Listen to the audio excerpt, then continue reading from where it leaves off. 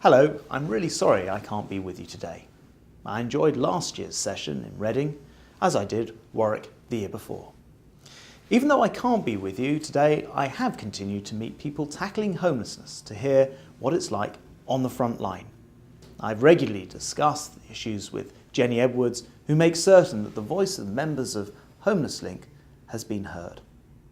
Of course, the debt reduction programme makes things much tougher, but I think it's important that government continues to work with you all to tackle homelessness. The whole nation should be thankful for your dedication and compassion. You already make a real difference. And as Housing Minister, I want to help you make an even bigger difference. So, one of the first things that I did was to set up, as a new minister, was to change the way that we counted rough sleeping. It was obvious to everyone that people were still sleeping in shop doorways, on park benches, on pavements, but somehow they didn't seem to appear in the counts. This meant that we didn't know the scale of the problem that we actually had to tackle. So I changed the way of counting to make sure it's much more accurate. Now we have a better picture. I want to make sure that nobody spends a second night sleeping on our streets. And that was the first commitment made in the No Second Night Out, the plan published by the Ministerial Working Group on Homelessness last week. Of course, many cities already do excellent work with homelessness services in place and have been highly successful in reducing the amount of rough sleeping.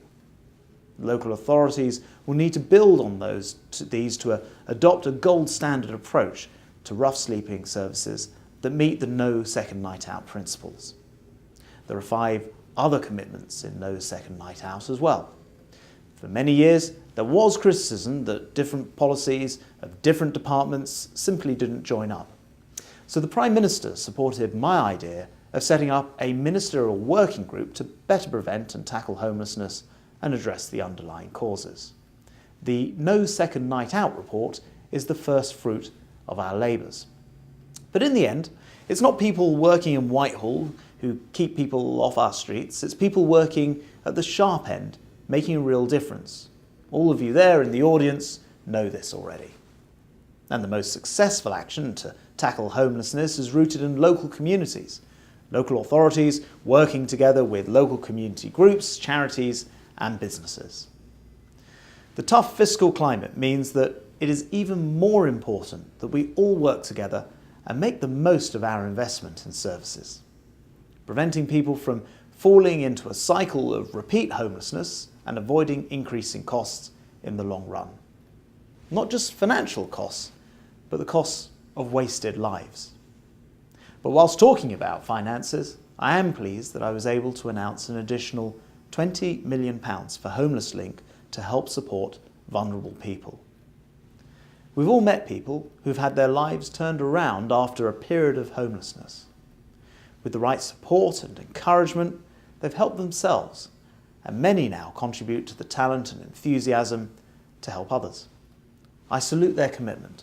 I would urge you all to read the No Second Night Out report, which I believe demonstrates our commitment in government to do more. Once again, my apologies for not being in Warwick with you all. I'll be at a project aimed at helping homeless ex-service people build their own homes.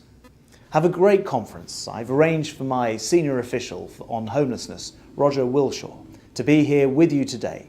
He'll be able to take some of your questions and feedback what you're saying to me.